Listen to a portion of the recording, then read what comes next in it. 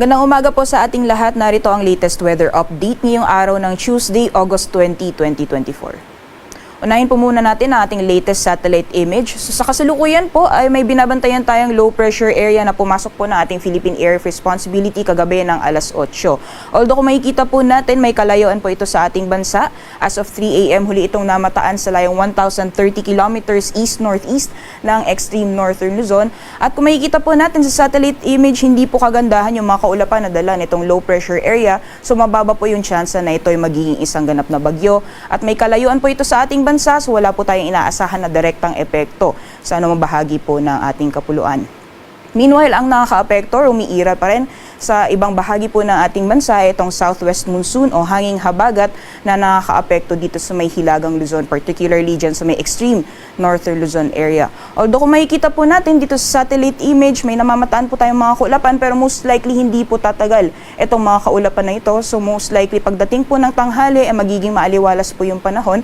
At pagdating naman po ng hapon o sa gabi, may mga chance naman ng mga localized thunderstorms. So for the rest of the country po, kabilang dyan ng Metro Manila, asahan pa rin po natin ngayong araw ang mainit na tanghali o mainit na panahon, di ba na lamang yung mga tsansa ng mga biglaan o mga panandali ang buhos ng ulan.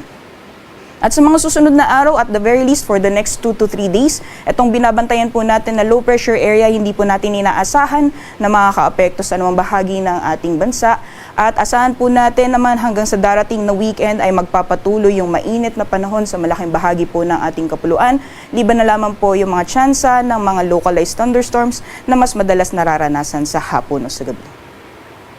Sa magiging lagay naman po ng panahon ngayong araw, dito sa Luzon, gaya po ng nakita natin sa satellite image kanina, although may namamataan po tayong mga kaulapan, ay hindi po natin inaasahan na tatagal itong mga kaulapan na nakita po natin kanina. So pagdating po ng tanghali, asahan pa rin po natin yung mainit na panahon at posibilidad pa rin po ng mga localized thunderstorms, posible pa rin maranasan pagdating naman sa afternoon or pagdating po ng gabi. So during severe thunderstorms, may posibilidad po na makakaranas tayo ng malalakas na buhos ng ulan. So maghanda or magbaon lamang po tayo ng payong o mga pananggalang sa ulan.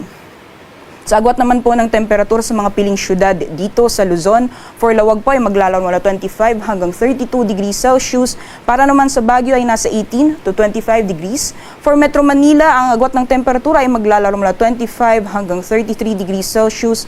32 degrees Celsius maximum temperatures din po inaasahan natin dito sa Tuguegarao. For Legazpi ay posibleng umabot ng 34 degrees Celsius. At para naman sa Tagaytay, agwat ng temperatura ay maglalaro mula 24 hanggang 32 degrees Celsius. Gayon din ang inaasahan nating lagay ng panahon ngayong araw sa nalalabing bahagi ng ating bansa. Generally, fair weather conditions po tayo. Liban na lamang po yung mga tsansa ng mga biglaan o mga panandali ang buhos ng ulan dulot ng mga localized thunderstorms. Itong mga thunderstorms po nito ay posibleng tumagal ng 15 minutes hanggang sa 2 oras. Sa agwat naman po ng temperatures po sa mga piling syudad dito sa Palawan, Visayas at Mindanao. Maximum temperatures po natin sa Calayan Island sa abot ng 32 degrees Celsius, 33 degrees naman para sa Puerto Princesa. Sa Iloilo naman, maglalaro mula 25 hanggang 33 degrees Celsius, 26 to 32 degrees Celsius para sa Metro Cebu. Para naman sa Tacloban ay 26 to 32 degrees Celsius, 26 to 32. Then sa Cagayan de Oro, aabot naman ng 34 degrees Celsius para sa Metro Davao. At maximum temperatures naman para sa Zamboanga, aabot ng 33 degrees Celsius. Para sa kalagayan po ng ating karagatan, wala po tayong gale warning sa ngayon. Nasa banayad hanggang sa katamtaman ng mga pag-alon ang mararanasan sa ating mga karagatan. Kaya malaya pong mga kapalaot ang ating mga kababayan, lalong-lalo na yung may mga maliit na sasakyang pandagat. Ngayong umaga, si Haring Araw ay sisikat ng 5:43 a.m. at lulubog mamayang 6:16 p.m.